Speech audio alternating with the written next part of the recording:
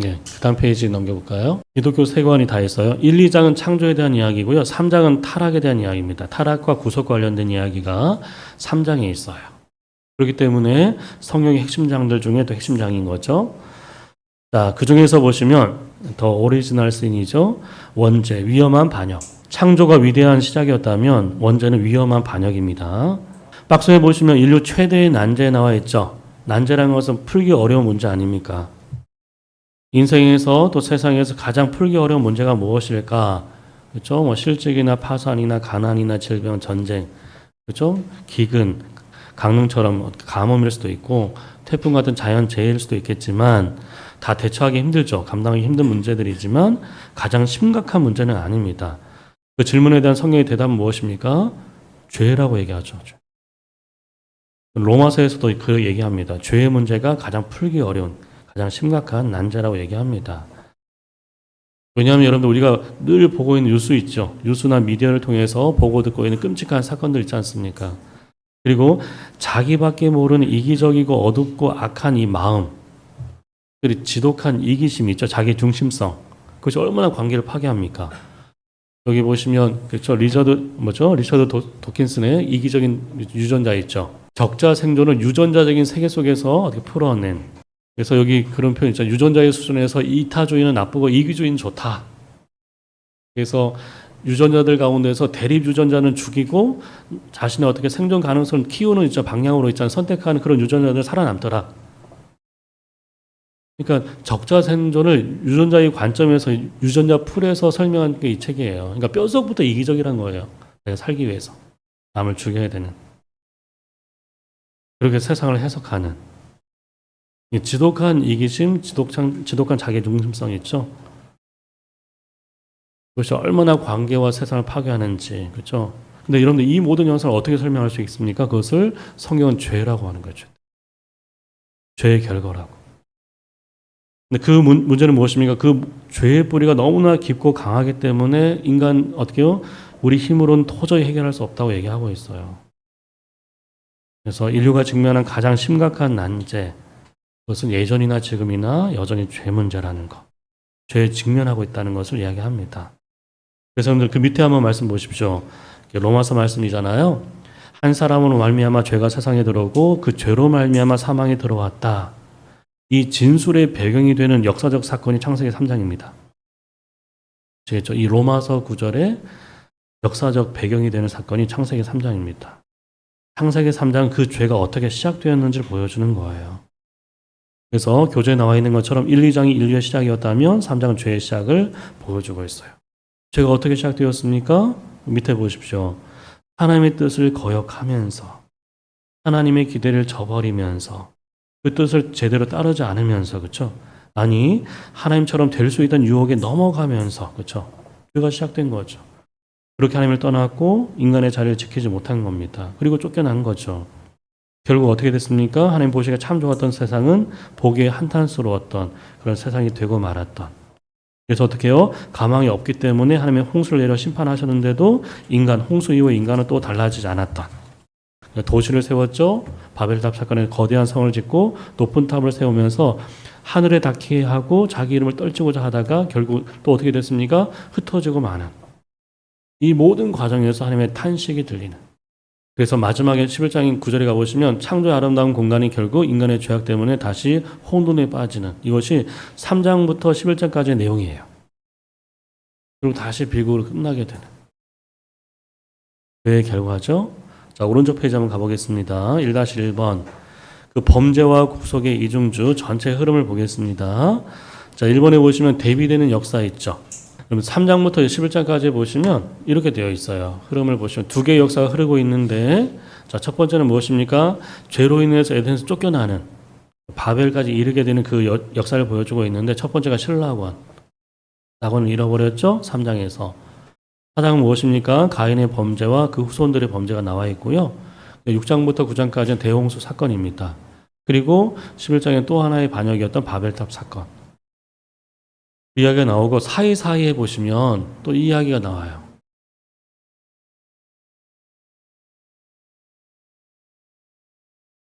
네.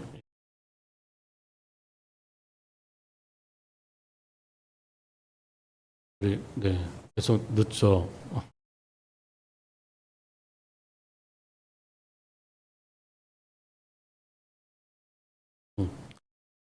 보시면 그 신라원 사이에 있잖아요. 여자의 후손에 대한 구원자에 대한 약속이 나오고 있습니다. 근데 중요한 것은 에덴을 추방하기 전에 주어진 약속이란 거예요.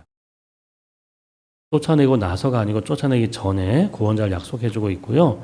그 다음에 가인의 후손과 대비되는 셋의 후손들이 나와 있습니다. 5장에서. 그리고 대홍수 사건 속에서도 어떻습니까? 노아와 언약을 맺고 방주를 통해서 그들을 구원하는 이야기가 9장에 나와 있고요.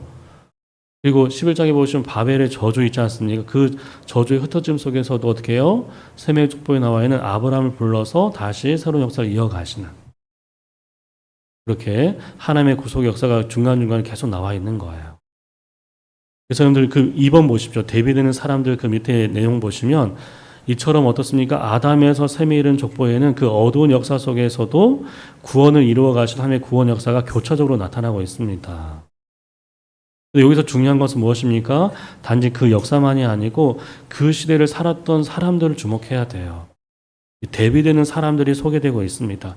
두 흐름의 역사와 함께 두 부류의 사람들이 소개되고 있는 거죠. 자, 보시면 앞에서는 어떻습니까? 가인과 그 후손들, 그렇죠? 또 그 6장에 나와 있는 있죠? 노아 시대의 사람들이나 바벨 사람들처럼 세상을 따라 욕망을 따라 살아가는 사람들. 한쪽에서는 욕망을 따라 살아가고 또 다른 한쪽에 약속을 따라 살아가는 사람들이 나오고 또 한쪽에는 세상이 마치 전부인 것처럼 세상에 어떻게 해요? 세상을 누리려고 했던 사람들이 나오고 또 한쪽은 어떻습니까? 하나님의 은혜를 기다리면서 그 은혜를 누리려고 했던 사람들이 나오고 또 한쪽은요. 하나님을 경외하는 사람들이었고 또 한쪽은요. 하나님을 무시하는 사람들이었고 또 한쪽은 복이 되는 사람이었고 어떤 사람 화를 자초하는 사람들이 있고 넓은 길을 간 사람들, 좁은 길을 간 사람들 그렇게 나눠 있어요. 대비됩니다. 그리고 이 모든 것은 우리에게 이 두 부류의 사람들 우리에게 도전하고 있습니다. 뭘 도전합니까? 어느 길에 있는지, 우리에게 우리가 지금 어느 길에 서 있는지, 그리고 어느 길로 가야 하는지 결단을 요청하고 있는 거예요. 자, 그 중에서 창세기 3장 있죠? 창조주의 뜻에 반하는 인간의 반창조 역사의 시작을 보여줍니다. 자, 1-2번 보시면 반창조의 역사, 그 원죄에 관한 이야기인데요. 위대한 창조에 이어서 불행하게도 위대한 반전이 일어나는데 뭐죠? 위험한 반역이었던 것이죠. 죄로 인해서 하나님 보시기에 좋은 세상, 보기 흉한 세상이 되고 말았어요. 에덴의 기쁨은 에덴의 비구로 끝났고요. 죄는 어떻습니까? 하나님이 창조하신 세상도 망가뜨렸지만 하나님의 형상인 사람도 다 망가뜨리는 창세기 3장은 그 죄의 기원, 더 오리지널 신이죠. 원죄에 대한 이야기를 하고 있습니다. 자, 어떻게 시작했는지 볼까요? 자, 죄의 시작. 자, 볼게요. 그리고 그 대가 보였습니다. 성경은 그 끔찍한 죄 있죠. 시작과 결과만이 아니고 죄의 시작과 과정을 소상하게 알려주고 있어요. 밑에 교재 나와 있죠. 자, 여러분들 2장 16절과 17절에 보시면 여러분들 여기 교재도 나와 있지만 아담과 하와는 에덴에서 무엇이든지 자유롭게 할 수 있었습니다. 그렇죠? 하지만 단 하나 예외가 있었는데 선악과를 먹지 말라는 것이었습니다. 여러분 아시는 것처럼 이 원칙을 어떻게 어기면 어떻게 했습니까? 죽는다고 얘기했죠. 그럼 그 어감을 잘 보셔야 돼요. 먹으면 내가 죽이겠다고 한 것이 아니고 너희 죽는다고 경고하신 거예요. 무슨 말입니까? 선악과를 먹는 것은 자살 행위와 같다는 것입니다. 죽음을 부르느냐 부르지 않느냐는 것은 인간에게 달려있다는 것입니다. 왜요? 적어도 이 시점까지 죽음이란 존재하지 않았으니까. 죽이겠다고 한 것이 아니고 죽는다고 경고하셨어요. 근데 여러분들 나와 있는 것처럼 선악과를 먹지 말라는 이 하나님의 경고는 마치 인간의 자유를 제한하는 것처럼 보이지만 어떻습니까? 하나님의 선하신 의도를 안다면 그것은 자유를 제한하는 것이 아니라 뭐죠? 자유를 허용한 출발점이었던 거예요. 줄을 쳤까요? 맨 마지막 문장. 자유를 제한하는 경계선이 아니라 자유를 허용하는 출발점. 선악과는 그들에게 그런 의미였습니다. 죽게 하는 명령이 아니고 살게 하는 명령이었습니다. 관계를 지키는 계명이었고 생명을 지키는 계명이었어요. 아시겠죠? 인간이 인간다울 수 있는 것, 진정으로 자유로울 수 있는 것은 그 경계 안에 있을 때라는 것을 강조하고 있는 것입니다. 그러니까 선악과는 자유의 제한보다는 더 많은 자유의 허용에 방점을 두고 있다는 것을 아셔야 돼요. 그렇기 때문에 에덴 동산 가운데 두신 거예요. 자, 근데 어떻게 했습니까? 그 죽음의 경고를 가볍게 여기는 사건이 발생한 거죠. 그것이 뱀의 유혹입니다. 오늘 2-1번 볼까요? 뱀의 유혹. 이 발단이 되는 거죠. 자, 1번에 뱀의 정체에 나와 있는데 이 뱀의 정체에 대해서 성경의 마지막 책이었던 요한계시록 20장에서 나와 있죠. 용을 잡으니 곧 옛뱀이고 마귀이고 사탄이다. 사탄은 어떻습니까? 늘 자기 정체를 드러내지 않은 채 뒤에서 조종하지 않습니까? 그렇죠? 태초 에덴 동산에서는 하와를 유혹할 때 뱀을 이용한 것이죠. 근데 여러분들 그 보시면 들짐승 중에 뱀이 가장 강교했다는 표현이 있잖아요. 그렇죠? 근데 창세기 원문에는 들짐승이라는 표현이 없어요. 뭐로 되어 있냐면 모든 것 중에서 가장 강교했다고 나와 있어요. 들짐승이라고 특정한 것이 아니고 모든 것 중에서 강교했다. 뱀이. 그 뱀을 이용한 것입니다. 그래서 여기 보시면 나와 있잖아요. 참 재미나는 게 성경 안에서 뱀이라는 단어가 4가지 단어가 있어요. 샤리프를 할 때 뱀의 맹독성을 강조할 때 샤리프를 단어를 쓰고 있고요. 그 큰 뱀 있잖아요. 큰 힘을 가지고 존재할 때 탄닌이라는 단어를 써요. 근데 혀를 날름날름하지 않습니까? 그 모양새를 표현할 때 예프에라는 단어를 쓰고 있고요. 여기서 쓴 단어가 나하시라는 단어를 쓰고 있어요. 이게 뭐냐면 미혹하는 존재. 마치 마술사들 있죠. 요술사들이 미혹할 때 쓰는 그 단어를 여기서 쓰고 있습니다. 약간 영적인 의미를 가미하고 있는 거죠. 위장하면서 이렇게 미혹하고 있는.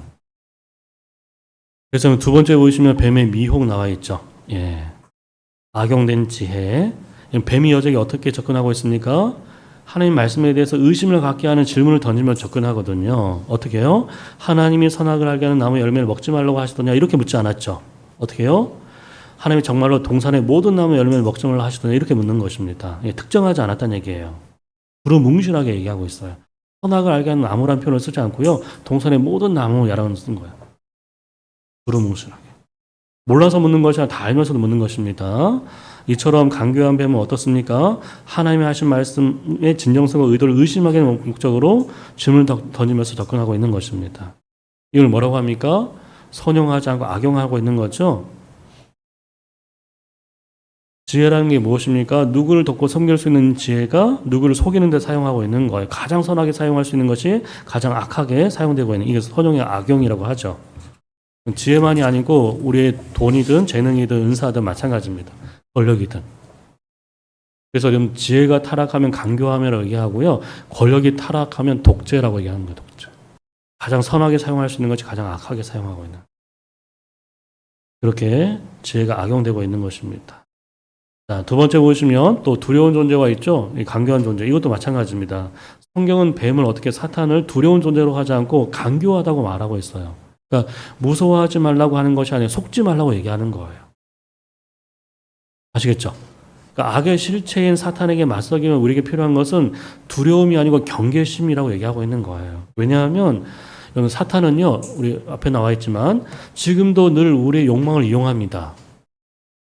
그리고 우리 믿음과 말씀에 대한 태도를 어떻게 해요? 시험하면서 말씀에 굳게 서지 못한 사람을 넘어뜨리려고 하고 있어요. 그렇기 때문에 늘 어떻게 해요? 경계해야 되는 거죠.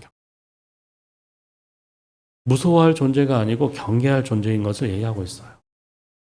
그래서 얼마나 강교합니까? 대상도 A번 볼까? 여기까지만 하고 마치겠습니다. 얼마나 강교한지 대상도 아담이 아니라 하와를 대상으로 하고 있죠. 아담이 아니라 하와를 미혹의 대상으로 하고 있습니다. 아담이 아니라 왜요? 직접 듣지 못했습니까? 하나님의 명령을 직접 들은 아담보다는 상대적으로 그 책임에 대한 부담감이 적은 여자 하와를 유혹의 대상으로 삼은 거예요. 약한 고리를 친 거죠. 두 번째 호칭도 달랐습니다. 여호와 로드란 말을 쓰지 않고 가디란 말을 쓰고 있어요. 인간과의 관계를 강조하는 여호와란 단어를 쓰지 않고 그냥 일반적인 전능한 힘을 가진 존재 있죠. 가리키는 일반 명사를 사용하고 있습니다. 왜요? 거리를 두게 만들고 있는 거죠. 그리고 의도도 어떻습니까? 확인이 아니고 하나님의 말씀에 대해서 하와가 의심을 갖도록 유인하고 있는 것입니다. 그래서 밑에 보시면 하나님이 정말로 밑에 나와 있죠. 정말로 동산에 있는 모든 나무 열매 먹지 말라고 하시다. 중요한 표현이 두 가지죠. 정말로라는 표현과 모든.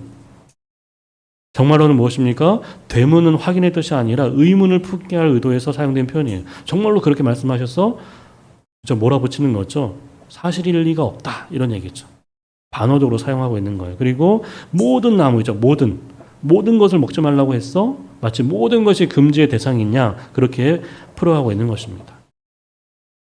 결국 무엇입니까? 밑에 보시면 결국 뱀은요. 줄으실까요? 허용보다는 금지를 계속 부각시키고 있는 거예요. 그래서 마치 이걸 먹는 것이 큰 논란의 거리인 것처럼 여기에 유도하고 있는 것입니다. 근데 원래 하나님의 말씀의 의도는 무엇입니까? 모든 것이 허용된다는 데 강조점이 있었거든요. 뱀은 계속 금지 쪽으로 하는 거죠. 그래서 임의대로 먹을 수 있다 이렇게 얘기했잖아요. 허용의 수준 무한대였던 거예요. 이것만 지키면 돼. 최소한의 의무만 가르쳐 준 거죠. 그래서 여기 이런 말 있잖아요. 마음대로 다 할 수 있는데 이것만은 안 돼. 이런 표현과 이것만 지키면 너는 다 할 수 있어. 어감이 다르죠. 앞에 있는 것은 금지를 이것만은 안 돼. 금지를 강조하고 있다면 뒤에는 무엇입니까? 이것만 지키면 너는 다 할 수 있어요. 자유를 강조하고 있는 거예요. 하나님은 후자를 얘기한 건데 뱀은 계속 전자를 얘기하는 거예요. 그렇게 미혹하는 거죠. 앞에는 금지, 뒤에는 자유의 방점이 있습니다. 그래서 여기 보시면 어떻습니까? 하나님은 자유의 한계에 대해 강조점을 하고 있는데 어떻게 뱀은요 허용된 자유 그렇죠? 그 뱀은 자유의 한계에 대해서 계속 강조하고 있고요. 하나님은 허용된 자유의 가치에 대해서 강조하고 있는 거죠. 무한한 허용에 대해서 그렇게 어떻게 해요? 미혹하고 있는 것입니다. 16페이지 밑에 보시면 신앙은 무엇을 하는 것보다 하지 않는 것이 더 중요하다. 상당히 중요하죠. 신앙에서 무엇이 중요한지 우리가 알게 되는데 무엇을 하는 것보다 하지 않는 것이 더 중요하다는 것. 다시 말하면 하나님이 하지 말라는 명령은 하라는 명령보다 훨씬 더 강력한 메시지라는 것을 아셔야 돼요. 10계명의 10계명 가운데 8개 계명이 하지 말라는 계명입니다. 첫 계명부터 그렇죠. 너는 나 외에 다른 신들을 내게 두지 말라. 하지 말라는 계명만 8개예요. 그러니까 하나님이 하지 말라고 하신 일을 하지 않는 것이 기도 많이 하고 구제 많이 하고 봉사 많이 하고 하는 것보다 훨씬 더 중요하다는 얘기예요. 왜냐하면 아무리 많은 일을 했어도 하지 말라고 하신 일을 하면 다 소용이 없기 때문입니다. 그래서 어떤 것으로도 그것을 만회할 수 없기 때문이죠. 예를 들어서 부부관계에서 어떻습니까? 불륜 중인데 어떻게 해요? 나머지 다른 일들에 선심을 쓴다 해도 아무런 소용이 없는, 의미가 없는, 똑같습니다. 그래서 사탄은 항상 하나님이 하지 말라고 명령하신 것을 끝내 하도록 충동질합니다. 끊임없이 부추기고 유혹하는 거죠. 그만큼 유혹은 교활한 겁니다. 그리고 또 하나 중요한 포인트가 있는데 모든 유혹은 말로 시작해요. 사탄은 결국 말로 어떻게 의심과 불안과 욕망을 부추기는 거죠. 불안을 증폭시키고 분노를 자극합니다. 그렇게 덫을 놓고 죄를 짓도록 유혹하죠. 그 시작은 야고보 사도가 얘기했던 것처럼 항상 말이에요. 말. 자, 세 번째 보시면 하와의 대응, 이 뱀의 미혹에 대한 하와의 대응이 나와 있는데 뱀의 논법에 대응하는 하나의 논법은 어떻습니까? 하나님의 명령 과장하죠. 만지지 말라는 말도 안 했는데 어떻게 만지지 말라고 과장했죠? 또 반드시 죽는다 했는데 죽을까 하노라 형벌은 축소하면서 하나님의 본뜻을 왜곡합니다. 근데 만일 하와가 단지 하나만 빼고 동산 안의 모든 열매 마음껏 먹으라고 하셨어 라고 말했다면, 그렇죠? 그러니까 허용된 것을 강조했다면 좋았을 텐데 그렇게 말하지 않았죠? 뭐라면 이것은 안 된다는 논법을 계속 얘기해요. 뱀에게 어떻게 보면 자유보다는 제한을 강조하는 있죠? 그 논리에 하와도 계속 이제 빠져 들어가는 거죠. 그래서 보시면 그 밑에 맨 마지막 줄 보십시오. 모든 열매라는 말이 빠진 상태에서 이것은 안 된다는 논법을 하와 역시도 계속 전개시키고 있는 자유보다는 제한을 강조하는 말들이죠. 그래서 아까 비슷한 예가 있었지만 어떤 사람을 평가할 때 마찬가지죠. 저 사람은 다 좋은데 이게 문제야 하는 것과 그게 문제이긴 하지만 그것 빼고는 다 좋은 사람이야. 큰 차이가 있지 않습니까? 그렇죠? 그러니까 어떻게 보면 뱀의 질문을 받은 하와는 어떻습니까? 자신에게 주어진 자유의 크기를 염두에 두고 이거 하나 안 된다고 문제가 되지 않아 라고 반박했으면 좋았을 텐데 근데 그렇게 반박하지 못한 거예요. 그렇게 틈을 주는 거죠. 그래서 뱀은 그 틈을 더 파고든 것입니다. 그래서 한 발 더 나갑니다. 4번 보십시오. 오른쪽 페이지에. 미혹에서 끝나지 않고 선동하죠. 자, 보시면 금단의 대상이 욕망의 대상이 되도록 계속 부추깁니다. 그러니까 뱀은 하와에게 얘기하죠. 하나님이 먹지 말라고 한 그것이 진짜 문제다. 다 먹으라고 한 일은 이 하나에 비하면 아무것도 아니라고 얘기하는 거예요. 그래서 여기 있죠. 다 준 것 같지? 아니야. 결정적인 하나는 주지 않았다. 그거 하나면 모든 것을 가질 수 있다고 그렇게 어떻게 해요? 논지를 펴가는 거죠. 그렇게 선악의 열매가 금단의 열매가 아니라 어떻게 해요? 욕망의 대상이 되도록 계속 집요하게 논리를 전개시키고 있는 것입니다. 그러면서 밑에 교재 나와 있는 것처럼 하나님이 왜 못 먹게 하시는 줄 알아? 그것을 먹으면 하나님같이 되기 때문이다. 하나님이 너를 속인 거야. 그 먹는다고 절대 죽지 않는다. 무슨 말이죠? 하나님의 선하심보다 가혹함을 강조하고 마치 하나님이 권한을 독점하려는 인상을 주면서 그렇죠? 하나님의 배를 어떻게 해요? 왜곡하고 있는 거죠. 매도하고 있는 것입니다. 그렇게 계속 틈을 벌리는 겁니다. 밑에 보시면 반드시 죽는다와 결코 죽지 않는다. 뭐죠? 하나님은 그것을 먹으면 반드시 죽는다고 했는데 뱀은 정말 결코 죽지 않는다고 얘기하죠. 둘 중에 하나는 거짓이고 하나는 진실입니다. 저기 우리 PPT 나와 있는 것처럼 하와는 죽음의 경고를 무디게 했죠. 죽을까 하노라 무디게 했다면 뱀은 뭐죠? 그것을 부정하는 데까지 나아가고 있어요. 부정하게 만들고 있어요. 하지만 아시는 것처럼 모든 관계에는 지켜야 할 선이 있습니다. 넘지 말아야 할 선이 있거든요. 그것이 에덴 동산에선 선악과였죠. 왜냐하면 모든 것이 허용된다면 관계는 만들어지지도 않고 유지되지도 않고 지켜지지 않기 때문입니다. 무제한의 관계란 없거든요. 지켜야 할 선이 있는데. 그래서 밑에 보시면 창세기가 말하는 선과 악이 무엇일까? 그렇죠? 하나님을 하나님으로 인정하는 것이 선입니다. 하나님이 말씀하신 그 선을 지키는 것이 선이죠. 하지만 인정하기를 거부하는 것이 바로 악, 선을 넘는 것이 악입니다. 선악과를 범한다는 것은 그 선을 넘는 것이죠. 아시는 것처럼 인간은 어떻습니까? 신이 아닐 뿐만 아니라 신이 될 수도 없어요. 그렇죠? 그런데도 사탄은 어떻습니까? 끊임없이 유혹하죠. 인간의 신이 될 수 있다고 유혹합니다. 이것은 에덴 동산에서 끝나는 것이 아니라 전 시대 인류 역사를 전체를 관통하는 아주 오래되고 가장 강력한 유혹이죠. 네가 전능자가 될 수 있다는, 신이 될 수 있다는 유혹이죠. 그러니까 인류 역사의 수많은 사람들, 왕들이 여기에 실족한 거예요. 이단의 교주들도 마찬가지입니다. 역사의 독재자들도 마찬가지죠. 이번에 특검 수사 받았던 통일교 한학자 씨도 그렇죠? 뭐라고 했습니까? 자신이 독생녀라고 얘기했죠. 예수가 독생자고 자신 독생녀라고 자신을 신으로 자처했다. 자, 두 번째 보시면 금단의 대상이 욕망의 대상으로 되도록 어떻게 부추겼다면 두 번째는 신뢰의 관계가 경쟁의 관계가 되도록 그렇게 또 전개하고 있습니다. 뱀은 말씀을 의심하고 부정하게 하는 단계에서 한 단계 더 나아가는 거죠. 뭐라고 하면 그것을 먹으면 하나님처럼 될 수 있다. 그래서 뱀의 말은 결국 무엇입니까? 이 선악과에 손을 대는 것을 두려워해야 할 것은 너희가 아니고 하나님이라고 이야기하고 있는 거예요. 너희가 하나님처럼 될까봐 금지시킨 거야. 하나님은 너희를 사랑하지 않는다고 오히려 시기하고 질투하고 견제하시는 거라고 얘기하는 거예요. 그리고 마치 이것을 굉장한 비밀을 어떻게 알려주는 것처럼 이 모든 비밀의 누설이 마치 인간을 위한 것인 것처럼 그렇게 위장을 하고 있습니다. 이런 부추김은 우리 실생활 속에서도 많이 볼 수 있어요. 특별히 청소년들에게. 뭡니까? 너도 충분히 스스로 판단하고 결정할 수 있다고. 네 부모가 너를 어떻게 해요? 무시하도록 내버려 두지 말고 집 나가라. 혼자 살라고. 끊임없이 어떻게 세상이 또 청소년들에게 부추기는. 그래서 가출하는 친구도 점점 더 많아지고 있는데 또 혼자 설 수 있다는 것을 증명하라고. 네가 네 인생의 주인 아니냐. 그런 종류의 부추김이 엄청 많습니다. 자, 이처럼 밑에 볼까요? 교재 보시면 뱀은 말씀에 대한 의심과 부정에서 시작하죠. 그리고 이제는 어떻게 합니까? 하나님과 인간의 신뢰와 사랑의 관계를 줄 쳐보겠습니다. 경쟁과 시기의 관계로 변조시키고 있는 거예요. 이것이 모든 유혹의 목표입니다. 관계를 변조시키는. 하나님으로부터 더 멀어지게 하고 더 나아가 그분의 자리를 탐내게 하는.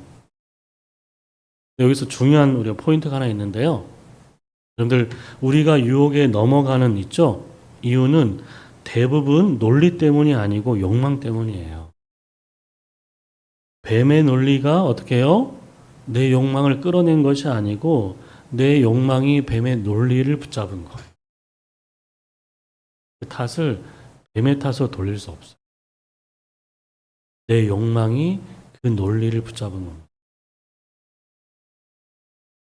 그렇게 뱀의 유혹에 넘어가는 게 어떻습니까? 사람의 마음이 변했죠. 뱀이 제시하는 관점으로 선악과를 다시 보니까 어떻게 해요? 이전보다 더 보암직, 먹음직, 지혜롭게 할 만큼 탐스럽게 보인 거예요. 무슨 말입니까? 욕망에 사로잡히니까 눈이 밝아진 것이 아니고 어두워진 거죠. 그러면서 밑에 보시면 요셉과 선악과 그 별표해 둘까요? 이 선악과 사건을 연상케 하는 또 하나의 장면이 창세기 마지막 인물인 요셉의 생애에서 나옵니다.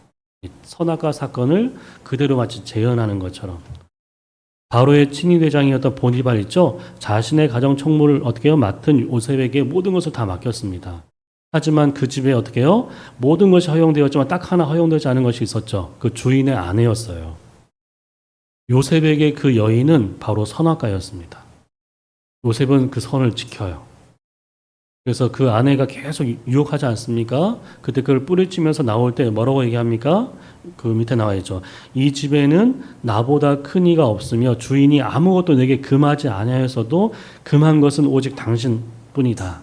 당신은 그의 아내이기 때문에 그런즉 내가 어찌 큰 악을 행하여 하나님께 죄를 짓겠습니까? 하면 선을 지켜요. 범하지 않습니다. 근데 요셉이 그 유혹을 어떻게 뿌리칠 수 있었습니까? 그것은 눈앞에 다가온 유혹보다 눈에 보이지 않는 하나님을 더 크게 보았기 때문이에요. 그렇기 때문에 그 집요한 유혹을 떨쳐버릴 수 있었던 겁니다. 하나님을 보이지 않는 하나님을 더 의식했다는 얘기겠죠. 그래서 그 선을 지킬 수 있었던 겁니다. 근데 대부분의 사람들 그렇지 않죠? 밑에 보시면 에릭 프롬이 있죠? 소유냐 존재냐. 여기 보시면 소유, 그 책에 이런 내용이 있어요. 소유에 몰두하는 인간은 어떻습니까? 반드시 정신이 점점 공허해진대요. 뭔가 가진 것, 쌓는 것 많은데 정신은 공허해진다. 왜? 인간의 영혼은 소유로 채워지는 것이 아니기 때문에. 소유로는 그 어떻게 존재의 가치를 대체할 수 없기 때문이에요. 그래서 반대로 존재의 가치가 빛나면 빛날수록 그 사회는 어떻게 해요? 더 건강한, 더 온전한 사회를 이룰 수 있다고 그렇게 이야기를 했습니다. 마찬가지입니다. 하와도 마찬가지. 선악과에 대한 탐욕보다 하나님이 주신 자유의 가치에 눈을 떴다면, 그렇죠? 하나님이 주신 자신의 존재 가치에 눈을 떴다면 그 뱀의 가만이설에 자신을 쉽게 내주지 않았을 거예요. 그 자유의 가치, 존재 가치에 눈을 떴으면 좋았을 텐데 그 탐욕에 사로잡혀가요. 밑에 보시면 금지된 선악과를 먹는다는 의미 있죠. 예, 이것이 어떤 의미가 있을까 보시면 이것은 여러분들 자 한번 옆에 한번 써볼까요? 첫 번째 의미는 뭐냐면 선과 악을 안다는 것은 모든 것을 안다는 뜻이에요.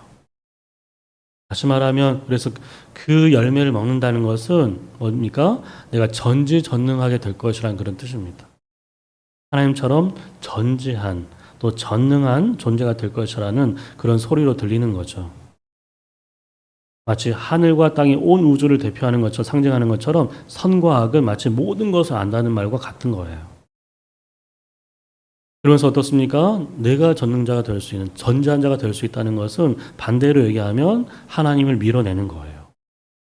그래서 우리 PPT 나와 있는 것처럼 그렇게 한다는 것은 무엇입니까? 여태껏 어떻게 아담과 하와를 지탱해 주었던 존재의 근거였던 하나님을 부정하는 것이고 그리고 그동안 누렸던 은총에 어떻게 그것을 다 부정하는 것이고 그리고 피조물로서 어떻게 해요? 인간의 유황성을 다 부정하는 거예요. 여러분들 인간은 하나님을 닮은 존재지만 하나님과 같아질 수 있는 존재는 아니에요. 그러니까 절대자로 군림할 생각을 버려야 됩니다.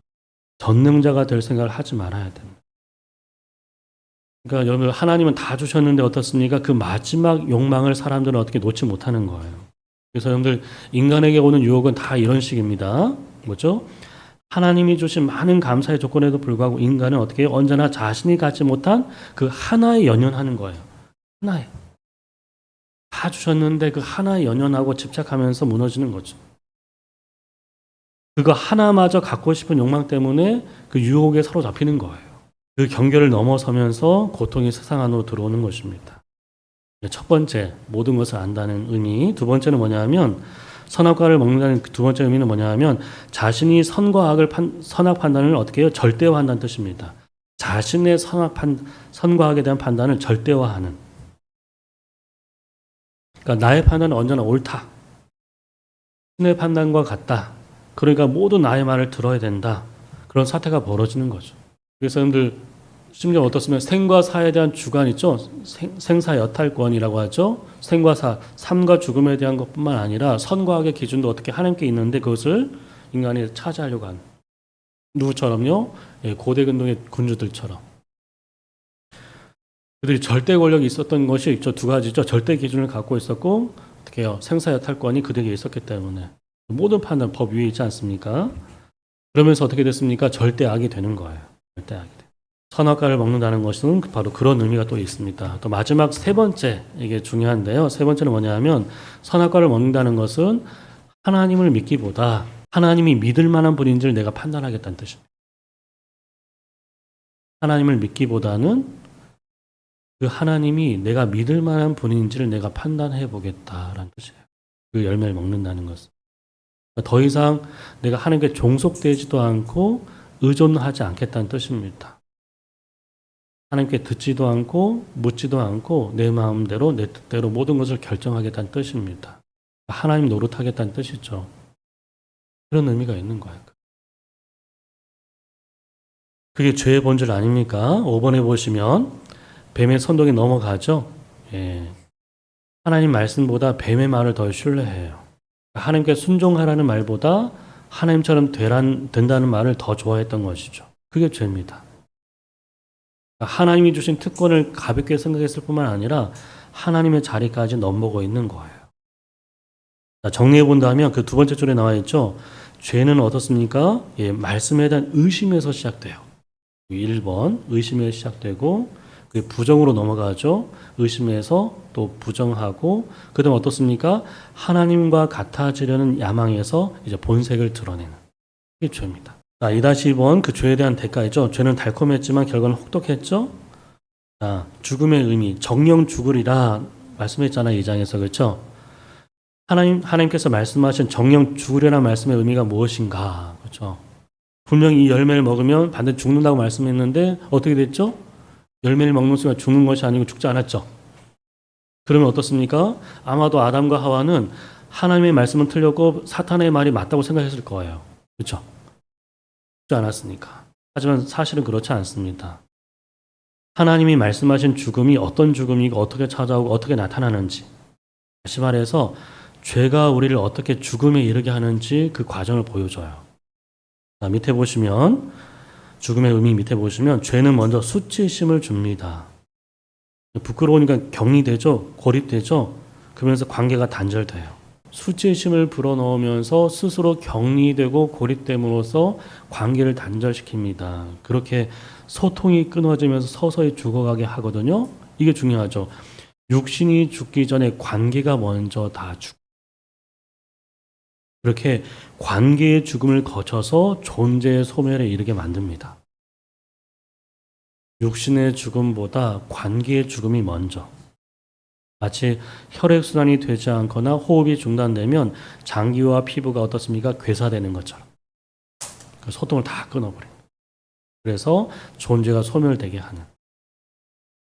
이게 죽음의 어떤 의미들이죠. 좀 더 자세히 보신다면 2번 볼까요? 첫 번째 그 죄의 결과 중에 하나가 죄에 대한 인식의 변화가 생겨요. 죄에 대한 인식. 선악과를 먹은 다음에 어떻게 됐습니까? 더 이상 선악과는 경계의 대상이 아닙니다. 오히려 평범한 나무가 되어버린 거예요. 그래서 늘 악의 평범성이라는 말 들어보셨어요? 악의 평범성. 뭡니까? 가장 위험한 것이 가장 평범해지는 것이 악의 평범성이에요. 가장 위험한 것이 가장 평범해지는. 그만큼 무디어지고 무감각해지는 거죠. 여러분들 한 번 어떻게 해요? 범하는 것이 어렵지 한 번 어기고 나면 어떻습니까? 그 다음부터는 쉬워지는 거예요. 그 다음부터 너무나 어떻게 해요? 평범해지는, 무디어지는. 그런 죄에 대해서 무디어진 모습이 이제 가인과 후손들에게 나타납니다. 나중에.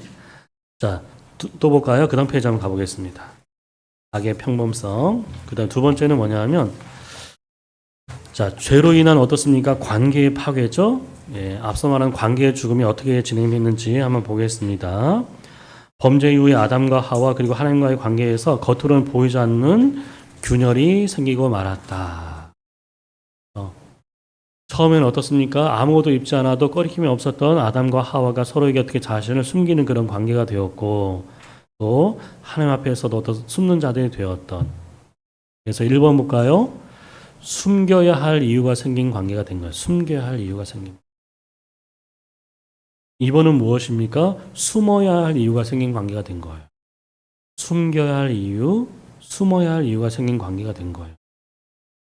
첫 번째 보시면 숨겨야 할 이유가 생긴 관계 있죠? 밑에 볼까요?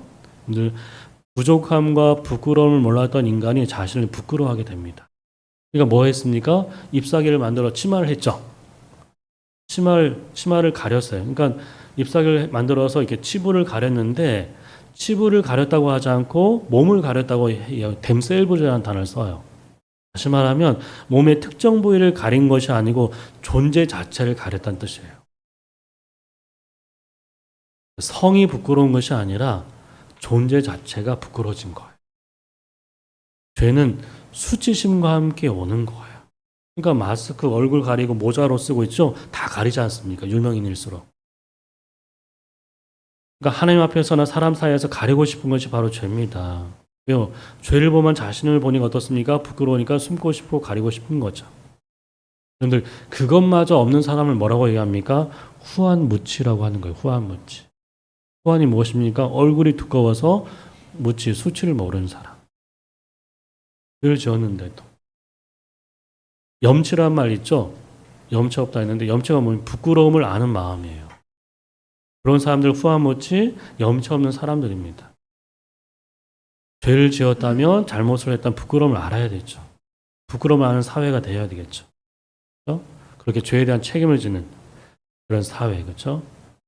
근데 어떻습니까? 이런 존재의 부끄러움을 느끼면서 가리는 거예요. 그래서 여러분들 꼭 기억하십시오. 서로에게 숨겨야 할 이유가 생긴 관계는 위태로운 관계예요.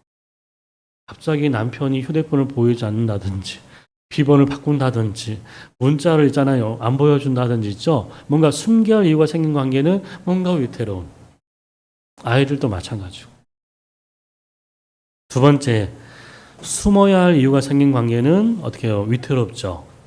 뭐였습니까? 하나님의 낯을 피하고 두려워 숨었습니다. 죄 지은 자의 본능은 두 가지예요. 숨기는 것과 숨는 거예요. 하나님과의 관계에서 어떻습니까? 하나님의 낯을 피해서 두려워 숨었습니다. 왜요? 선하신 하나님이 무서운 분으로 인식되기 시작했어요. 다정했던 그분의 음성이 어떻게 해요? 숨고 싶을 만큼 무서운 소리가 된 거예요. 가까이 하던 사이가 멀어지고 피하고 숨는 관계가 된 것입니다. 그렇게 숨어야 할 이유가 생긴 관계는 아주 위험한 관계예요. 예. 근데 자세히 보시면 아담과 하와의 이야기를 들으면 마치 우리의 이야기를 있죠? 듣는 것 같습니다. 왜냐하면 아담과 하와가 어떻습니까? 꼭 하나님이 필요한 순간에 숨었잖아요. 그렇죠? 마찬가지죠. 우리도 하나님이 꼭 필요한 순간인데 우리는 하나님의 어떻게 해요? 눈길을 피하죠. 손길 끝까지 뿌리치는. 그렇게 스스로 막 고립되는 거예요. 공동체 안에서 마찬가지 아닙니까? 어떤 성도 갑자기 잠수를 타고 모든 연락을 끊고 고립되다가 어떻습니까? 실족하는. 가장 공동체가 필요한 시간인데 그게요? 잠적해버리는. 그 어려움을 같이 어떻게 극복해야 되는데 마찬가지예요. 여기서 우리 삶의 궁극적인 고통이 시작되는 거예요. 피하고 뿌리치면서. 자, 세 번째 보겠습니다. 죄의 결과죠. 관계 파괴. 내 탓이 아니라 남 탓, 하나님 탓으로 하는 거죠. 자, 하나님은 어떻습니까? 에덴을 쫓아내기 전에 회개할 기회를 주셨어요. 그들의 속내를 듣고자 했습니다. 하지만 어떻습니까? 죄가 발각된 인간은 하나님의 소원을 받았지만 아무도 시인하지 않았습니다. 회피했죠. 책임을 전가했죠. 심지어 그 탓을 그 여자를 창조하신 하나님께로 돌리는, 계속 회피하고 전가하고 돌리는 있죠. 여러분들 이걸 통해서 막 서로 책임을 회피하지 않습니까? 전가하지 않습니까? 그걸 변명하고 있는데 이걸 통해서 죄의 삭시 무엇인지를 알려줘요. 죄의 삭시 무엇입니까? 그것은 사이를 갈라놓습니다. 죄는 사이를 갈라놔요. 하나님과의 사이를 갈라놨고 하나였던 그 두 사람을 둘로 갈라놓습니다. 부부 사이도 부모 사이도 친구 사이, 그렇죠? 지체 사이, 이웃 사이를 다 갈라놓는 거예요. 여러분들 사람은 누구나 실수할 수 있고 잘못을 저지를 수 있고 죄를 범할 수 있습니다. 문제는 무엇입니까? 그 다음에 어떻게 수습하느냐, 그게 더 중요한 거예요. 그래서 어떻습니까? 실수는 어떻게 해요? 인정하면 돼요. 인정하면 돼. 실수할 수 있잖아요. 잘못은 어떻습니까? 시인하면 돼요. 그리고 사과하면 돼요. 죄는요, 고백하고 나서 회개하면 돌이키면 돼요. 그렇게 하지 않는 거예요. 그래서 문제를 더 악화시키고. 그게 죄인의 특징인 거죠. 왜 죄에 대해서 책임을 지지 않고 회피하거나 전가할까? 그것은 부끄럽기 때문이기도 하고 두렵기 때문이기도 합니다. 결국 자기가 살기 위해서 그렇게 하는 거예요. 그렇죠? 자기가 살기 위해서 그걸 모면하려고 했죠? 그렇게 하는데 근데 하지만 그것은 결국 자신을 지키는 길이 아니라 자신을 죽이는 길이에요. 계속 회피하고 전가하는. 네 번째는 무엇입니까? 땅도 마찬가지죠. 땅도 저주를 받아서 가시와 엉겅퀴를 냈습니다. 하나님이 내리신 징벌은 뱀에게는 저주, 여자에게는 고통, 남자에게는 수고였죠. 그리고 아담은 땅이 아담과 함께 벌을 받고 있는. 그래서 여러분들 간교했던 뱀은 저주받은 존재가 됩니다. 그리고 여자만 누리던 출산에 있죠. 그 기쁨이 어떻게 됩니까? 산고의 고통으로 다가오는, 그 의미가 축소되는 거예요. 해산의 기쁨이 아니고 산고의 고통으로 그 의미가 축소돼요. 남자는 어떻습니까? 죽는 날까지 어떻게 해요? 가시덤불과 엉겅퀴에 땅을 갈아야만 먹을거리를 어떻게 장만하게 되는. 무슨 말이죠? 하늘을 읽어야 할 사람이 어떻게 해요? 일생에 매여서 땅에 매여서 일평생 땅을 읽어야 하는 존재로 추락한 거예요. 원래 하늘을 읽도록, 그렇죠? 지음받은 사람이 계속 땅만 보고 땅을 읽으면서 평생을 살아가는 그런 존재로 전락한 것입니다. 그리고 마지막 다섯 번째 보시면 누림의 존재에서 매임의 존재로 전락했어요. 이 관계만이 아니고 자신이 처한 상황이나 환경이나 조건을 바라보는 그 눈이 어떻게 해요? 다 변했어요. 그 마음도 다 변합니다. 예를 들어서 어떻게 변했습니까? 출산의 기쁨은 두려움의 고통으로 다가왔고요. 노동은 어떻습니까? 투쟁. 심지어 곁에 있는 존재도 어떻습니까? 존재가 아니라 도구로 인식되기 시작합니다. 그리고 모든 것이 문제거리, 근심거리, 불안거리가 되는 거예요. 그래서 여러분들 혼자면 외로워서 힘들고 함께하면 부대껴서 힘들게 되고 가난하면 가난이 영원할까 두렵고 부유하면 그 부유함이 사라질까 불안하고 그렇죠? 무엇을 안 하면 존재감이 없어서 힘들고 무엇을 하면 나만 고생하는 것 같아서 힘들고 손주를 안 보면 보고 싶어 힘들고 막상 보게 되면 이번 명절 때 보게 되면 뒤치다거리 해야 되니까 힘들고 뭡니까? 힘들지 않은 게 없는 거예요. 전부 다 근심거리, 문제거리, 불안거리가 되는.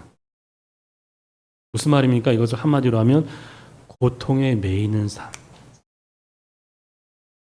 땅에 매이는 삶, 누림의 존재가 매임의 존재가 된 것. 이게 죄의 결과예요.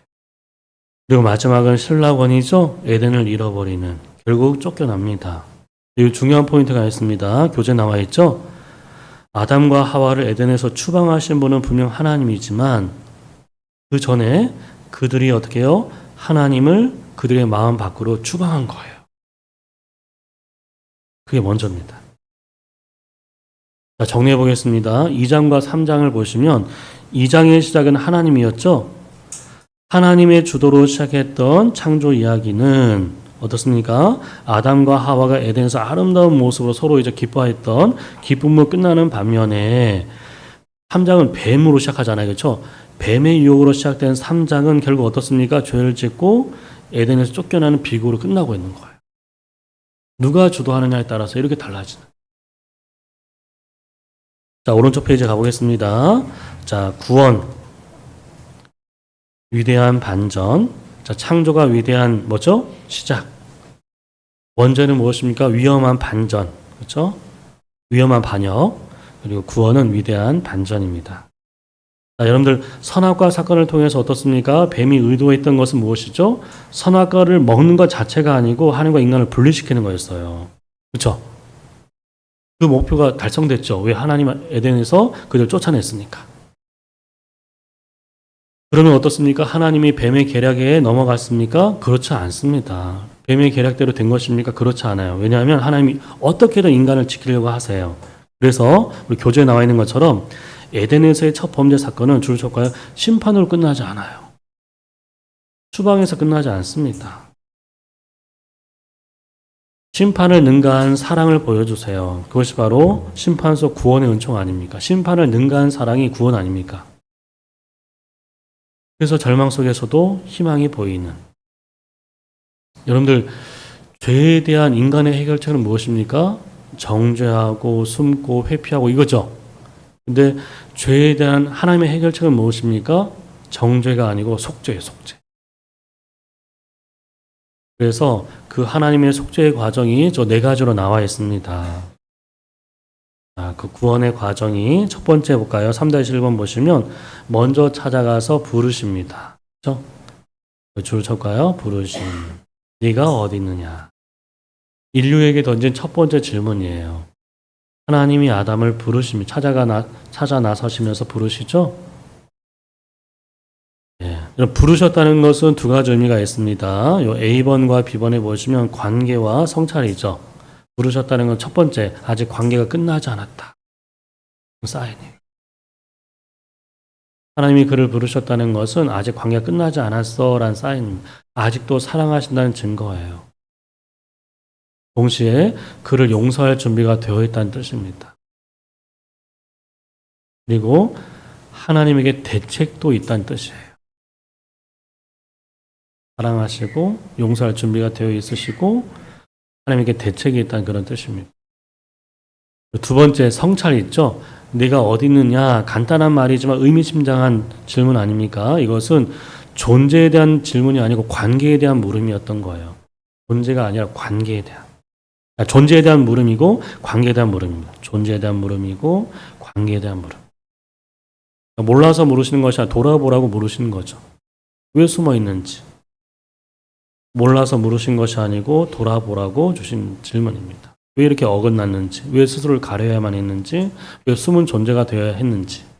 그렇죠? 그러니까 여러분들 추궁이 아니고 성찰을 위한 질문이었어요. 추궁하는 것이 아니고 성찰을 위한 질문. 그 질문을 통해서 존재와 삶을 성찰하기를 바라셨던 것입니다. 그리고 두 번째 뭡니까? 3-10번 보시면 구원자를 약속하시는 거죠. 여자의 후손이 네 머리를 상하게 할 것이다. 뱀의 머리를 상하게 할 것이다. 그런 얘기 나오죠. 그래서 이 여자의 후손에 대한 이야기가 이후에 계보를 통해 계속 이어지죠. 여기 보시면 교재 나와 있는 5장이 있죠. 5장 밑에 써볼까요? 아담에서 노아까지 10대가 나와요. 10대. 5장에 족보가 나오는데 거기 아담에서부터 시작해 노아까지 10대가 나오고요. 11장 나와 있죠. 셈에서부터 아브라함까지 10대가 나와요. 그래서 5장과 11장 족보를 통해 계속 이어집니다. 아담에서 노아, 11장은 노아의 아들 셈부터 해서 아브라함까지. 그 족보가 어디까지 이어집니까? 결국 마태복음 1장까지 연결되는 것입니다. 그렇게 구원자에 대한 약속이 성취되는. 구원자를 약속했죠. 3-3번 보시면 가죽옷을 지어 입히십니다. 아담과 그의 아내를 위하여 가죽옷을 지어 입히셨다. 왜 아담과 하와가 하나님을 피한 이유가 무엇이? 벌거벗었기 때문이거든요. 그 모습으로 하나님을 마주할 수 없으니까. 그래서 밑에 나와 있죠. 옷을 입혀주셨다는 것은 뭡니까? 다시 하나님께 나올 수 있는 상황을 만들어 주신 거예요. 나올 수 있는 상황을 만들어 주시는. 저기 가죽 옷이란 말 동그라미 쳐볼까요? 이것은 카트노트라는 단어를 쓰고 있어요. 카트노트, 카트노트, 가죽 옷. 여러분들 이것은요, 그 아까 나뭇잎으로 치마했을 때 있지 않습니까? 그 나뭇잎은 허리만 가릴 수 있는 그 정도거든요. 근데 카트노트란 이 단어는 발목까지 내려온 긴 옷을 얘기합니다. 발목까지. 하체 전체를 가려주는 옷이에요. 무슨 뜻입니까? 이것은 속죄의 의미, 속죄. 원래 속죄란 뜻이 덮어주심이란 뜻이거든요. 덮으심. 전체를 다 덮어주시는 거죠. 그 허물을 덮어주시는. 그리고 가죽 옷을 제어 주셨다는 건 뭡니까? 그들을 보호하신다는 뜻이에요. 왜냐하면 에덴 밖에서 살아야 할 그들을 보호해 주신다는 그런 뜻이고요. 세 번째가 중요하죠. 새롭게 시작할 수 있는 가능성을 상징합니다. 옷을 입혀주셨다는 것은. 그래서 오늘 탕자가 돌아왔을 때 아버지가 가장 먼저 한 것이 뭡니까? 옷을 입혀주신. 새 아들로서 어떻게 새로운 삶을 다시 시작할 수 있는 그 가능성을 열어주신 거예요. 그래서 밑에 보시면 이 가죽 옷의 이중성이 있죠. 이것은 여러분들 앞에 PPT 나와 있죠. 두 가지를 상기시키는 거예요. 하나는 그들의 죄를 상기시키면서 동시에 어떻게 해요? 하나님의 은혜를 상기시키는 역할을 하는 거예요. 내가 내 죄가 얼마나 큰지를 상기시킬 뿐만 아니라 내가 얼마나 큰 은혜를 입었는지도 생각나게 하는 것입니다. 여러분들 이 두 가지를 둘 다 상기시키는 것이 뭡니까? 십자가예요, 십자가. 내 죄가 얼마나 큰지를 동시에 내가 받은 은혜가 얼마나 큰지를 상기시키는 그게 십자가 아닙니까? 그리고 거기서 끝나지 않죠. 3-4번 보시면 열린 희망이 있죠. 밑에 보시면 하와의 이름 속에서 하와라는 이름을 언제 지어줍니까? 범죄한 이유입니다. 하와의 뜻이 무엇입니까? 산자의 어머니, 생명의 어머니라는 뜻이거든요. 무슨 말입니까? 죄를 지었지만 어떻게 해요? 생명을 완전히 박탈시키지 않았다는 뜻입니다. 행복에서 불행으로 바뀌긴 했지만 어떻게 해요? 생명이 완전히 박탈된 것은 아니라는 것입니다. 여전히 생명의 통로를 열어놓으셨다는 그런 뜻이죠. 하와의 이름 속에 희망이 보이고요. 또 하나가 뭐냐면 B번에 보시면 그렇죠. 에덴 동산 있죠. 그 열린 문을 열어두신 거예요. 동쪽 문을 열어두시지 않았습니까? 그룹으로 그 문을 지키게 하셨지만 그 문을 열어두신 거예요. 다시 돌아올 수 있는 그것을 예고하고 있는. 그래서 여러분들 우리 플러스 교재에 나와 있지만 성문과 성막과 성전이 어떻습니까? 동쪽으로 문이 나 있어요. 동쪽으로. 그것은 에덴을 연상시키는 거예요. 그래서 이스라엘 백성이 동쪽 출입하지 않습니다. 동쪽으로. 에덴도 마찬가지죠. 동쪽이 열려 있어요. 그러니까 훗날 동쪽으로 문이 난 성막과 성전은 에덴의 회복에 대해서 예고하고 있는 것입니다. 결국 무슨 말이죠? 여러분들 거의 줄을 쳐보겠습니다. 3-4번 열린 희망 옆에다가 나와 있죠. 구원은 언제나 하나님에게서 시작돼요. 창조도 하나님에게서 시작되었지만 구원도 하나님에게서 시작된 것입니다. 밑에 보시면 종교와 복음의 차이 한번 볼까요? 자, 종교와 복음의 차이. 우리 구원의 시작에서 있죠. 구원의 시작에서 종교는 무엇이냐면 인간의 신을 찾는다고 얘기해요. 그렇죠? 신을 찾아야 된다고.